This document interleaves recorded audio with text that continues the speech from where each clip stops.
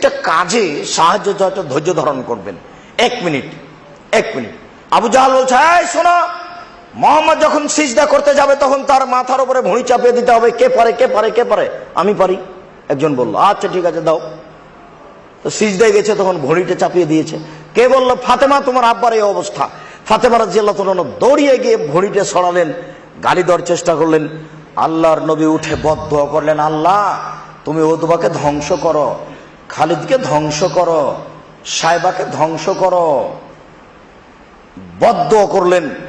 বদদোয়া কবুল হয়েছিল 12 বছর পরে বদরের যুদ্ধে। তো নবীর দোয়া যদি 12 বছর পরে কবুল হয়, তো আপনারটা? তো তাড়াহুড়া করছেন কেন? আল্লাহ বলছেন যে একটু ধৈর্য ধারণ করেন, একটু ধৈর্য ধারণ করতে হয়।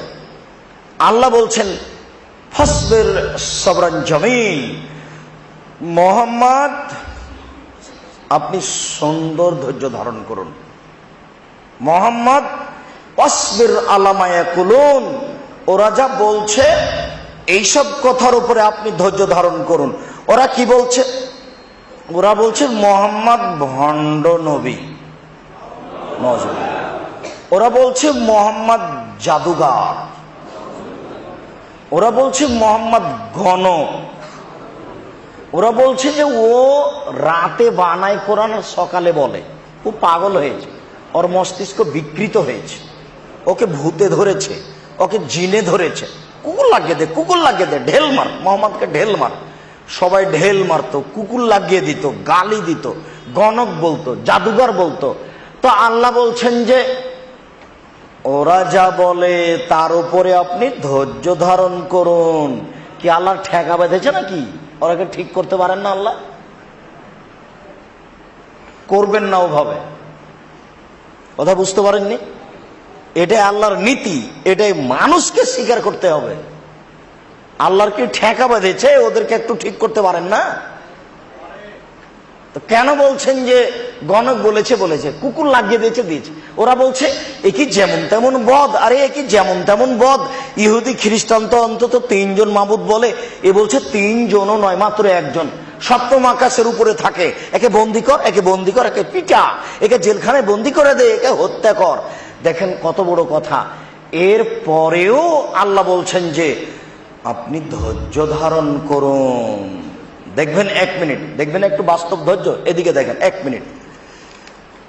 ইউসুফ আলাইহিস সালামের 10 ভাই এসে ইয়াকুব আলাইহিস সালামকে বলছেন, এ দেখেন ইউসুফকে বাঘে ধরেছে। আপনি তো বিশ্বাস করবেন না আমাদেরকে, ইউসুফকে বাঘে খেয়েছে।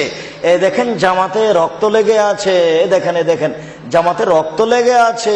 আপনি তো আমাদের বিশ্বাস করবেন না, ইউসুফকে বাঘে ধরেছে, ইউসুফকে বাঘে খেয়েছে। আপনি আমাদেরকে বিশ্বাস করবেন না, দেখেন জামাতে রক্ত লেগে আছে। তখন ইয়াকুব আলাইহিস সালাম বলছেন, তোমরা কথা বানিয়ে নিয়েছ। ফাসবরুন জামিল, আমি সুন্দর ধৈর্য ধারণ করি। তিনি তো বলতে পারতেন দাঁত ভেঙে দেবো, চল তো দেখি কোথায় বাঘে খেয়েছে, চল দেখি কোথায় বাঘে খেয়েছে দেখি। হ্যাঁ, প্রতারণা দিচ্ছিস, জামা কাপড় নিয়ে শিখলো। নবী উনি বুঝেন না, উনি টাল বাহানা ভালোই বুঝেন। এই জন্য বলেছেন যে তোমরা কথা বানিয়ে নিয়েছো। যে লোকটা বলতে পারেন যে তোমরা কথা বানিয়ে নিয়েছো, সে তো ইনি বলতে দাঁত ভেঙে দেবো, মিথ্যা কথা বলছিস কেন, চল দেখি কোথায় বাঘে খেয়েছে, নিয়ে চল আমাকে। এ কথা তো বলতে পারতেন। তো কিছু বললেন না, বললেন তোমরা কথা বানিয়ে নিয়েছ, আমি সুন্দর ধৈর্য ধারণ করি। অনেকদিন পর মিশরে এক বাদশা বের হয়েছে। 7 বছর বৃষ্টি হয়নি, অনাবৃষ্টির কারণে খাওয়ার পানি দিচ্ছে। 10 ভাই গেল, খানা পানি নিল। ইউসুফ বললেন, তোমাদের আর কোনো ভাই আছে? জি, আমাদের একটা ছোট ভাই আছে বিনিয়ামিন, আব্বা তাকে কোথাও যেতে দেন না। হ্যাঁ, তোমরা যদি তাকে না আনো তাহলে আমি আর খাদ্য দিব না। তো 10 ভাই বলল, আব্বা ওকে সাথে দেন, ওই বাদশা বলেছে আমাদেরকে আর খাওয়ার দিবে না, ওকে সাথে দেন। তো জোর জুলুম করে নিয়ে গেছে। জোর জুলুম করে নিয়ে যাওয়ার পরে ইউসুফ আলাইহিস সালাম বলছেন, বিনিয়ামিন তুমি কিন্তু আমার ভাই, চিন্তা করো না। তারপর বিনিয়ামিনের ব্যাগের ভিতরে একটা স্বর্ণের পাত্র ঢুকিয়ে দিয়েছে, দিয়ে সবাই চলে গেছে। সবাই যখন বাই পালে গেছে, কথার কথা বাই পায়, তখন এখান থেকে লোক ছুটে দৌড়াতে, চল চল চল চল তোমরা চুরি করেছো, তোমরা চুরি করেছো। তখন ইয়াকুব আলাইহিস সালামের ছেলেরা খুব দামি মানুষ, ছি ছি ছি ছি ছি, বলেন কি আমরা চুরি করেছি, মানে বলেন কি আমরা, এনারা তো সব নবীর ছেলে, এদের একটা মর্যাদা আছে, চুরি মানে হ্যাঁ হ্যাঁ চুরি করেছ। যদি চোর ধরা পড়ে কি হবে? চোর ধরা পড়লে আমার বাপের নীতি হবে। তার বাপের নীতি কি? চোর যার বাড়িতে চুরি করে, চোর যদি ধরা পড়ে তাহলে সে হলো তারই বাড়ির গোলাম, ওই বাড়িতে চিরদিন থেকে যাবে। চোর যদি ধরা পড়ে তাহলে আমার বাপের যেটা নীতি সেটাই হবে। আচ্ছা ঠিক আছে ঠিক আছে, খুঁজো খুঁজো খুঁজো খুঁজো, এই দেখো বিনিয়ামিনের ব্যাগে দেখো স্বর্ণের পাত্র চুরি করেছে। ওরে, ও চুরি করেছে, তাহলে তার ভাইও চুরি করেছিল, তার মানে এইসব চুরি করেছিলেন। এখনো সৎ ভাইয়ের এ মিটেনি, তিতা মিটেনি, এখনো সৎ ভাইয়ের বাপ একটাই মা দুইটে, তো তিতা মিটেনি। এখন 10 ভাই, বড় ভাই বলছেন, বাদশাহ শুনুন, আপনি আমাকে বন্দি করেন, আমার ছোট ভাই বিনিয়ামিনকে ছেড়ে দেন, আমার আব্বাকে কি দিয়ে বুঝাই।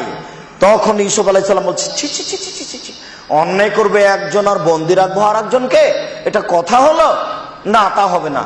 তখন 10 ভাই গিয়ে তার আব্বাকে বলছে, আপনি তো বিশ্বাস করবেন না, বিনিয়ামিন চুরি করেছে, বিনিয়ামিন আটকা পড়েছে, বিনিয়ামিন বন্দি হয়েছে, আপনি তো বিশ্বাস করবেন না, বিনিয়ামিন চুরি করেছে, বিনিয়ামিন বন্দি হয়েছে।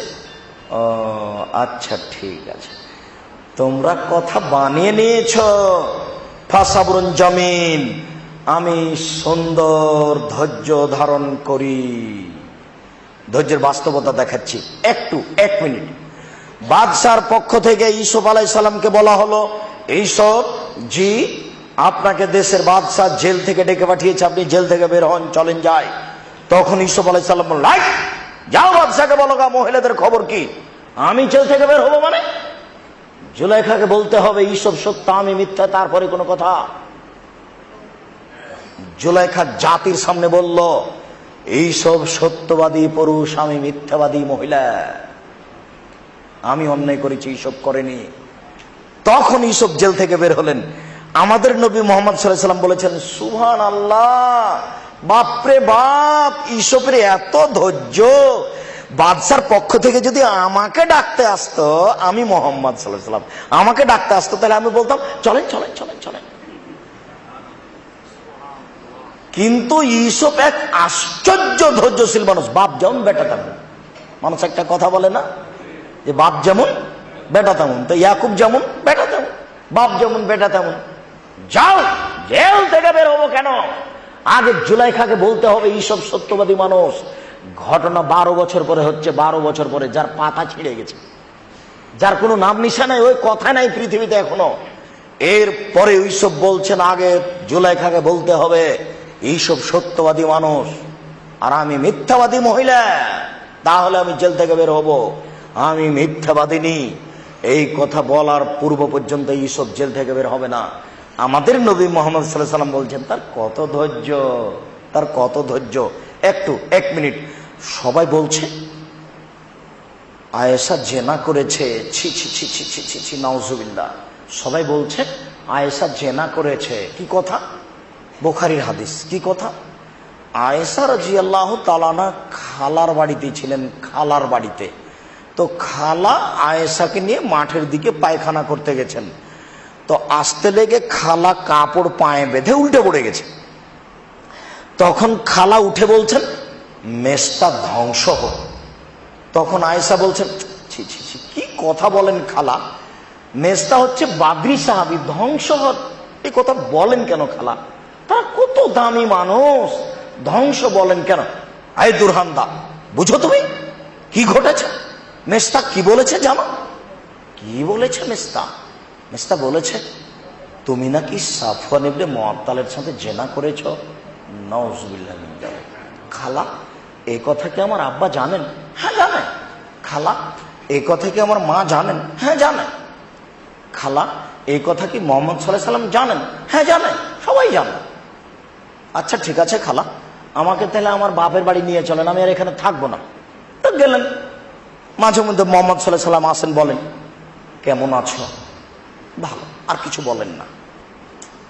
তো কয়েকদিন পরে একদিন বলছেন, আয়েশা, তুমি যদি জেনা করে থাকো বলো করেছি, আর যদি না করে থাকো বলো করিনি। তখন আয়েশা রাদিয়াল্লাহু আনহা বলেন কি আপনি, আরে আশ্চর্য কথা বলেন। আমি যদি বলি আজকে হ্যাঁ তাহলে মিথ্যা হবে সত্য, আমি যদি বলি না তাহলে জনগণ বলবে কইরা বলছে না। আমি আজকে এই কথা বলবো আপনার কথা শুনে? আপনি আমাকে বলছেন আয়েশা তুমি যদি জেনা করে থাকো তাহলে বলো করেছি, আর যদি না করে থাকো তাহলে বলো করিনি। তা আয়েশা বলছেন বলেন কি আপনি, হায় হায় হায় হায় হায় হায়, আমি যদি বলি এখন হ্যাঁ তাহলে সত্য হবে, মিথ্যা হবে সত্য, তাহলে মিথ্যা হবে সত্য, আর আমি যদি বলি না তাহলে জনগণ বলবে কইরা বলছে না। সাবরি কা সাবরি আবি ইউসুফ, আমার ধৈর্য ইউসুফের বাপের ধৈর্যের মতো। দেখি ওপর থেকে কি হয়। আমার ধৈর্য ইউসুফের বাপের ধৈর্যের মতো। কথা বুঝাতে পারলাম না মনে হয়। আমার ধৈর্য, কে বলছেন এটা? আয়েশা রাদিয়াল্লাহু তাআলা আনহা। কার সামনে? মুখের উপরে, মুহাম্মদ সাল্লাল্লাহু আলাইহি সাল্লামের স্বামীর মুখের উপরে বলছেন। কি বলেন আপনি? আমি আজকে হ্যাঁ বলবো না বলবো মানে? আমি যদি বলি না জনগণ বলবে কইরা বলছে না, আর আমি যদি বলি হ্যাঁ তাহলে মিথ্যা হবে সত্য। আমি কি করে এটা বলতে পারি? সাবরি কা সাবরি আবি ইউসুফ, আমার ধৈর্য ইউসুফের বাপের ধৈর্য। দেখা যাক ওপরে কি ফয়সালা হয়। 29 দিন পরে আল্লাহ বলছেন আয়েশা সত্যবাদিনী মহিলা, মেস্তা মিথ্যা অপবাদ লাগিয়েছে। 1 মিনিট আপনাদেরকে ধৈর্য দেখালাম।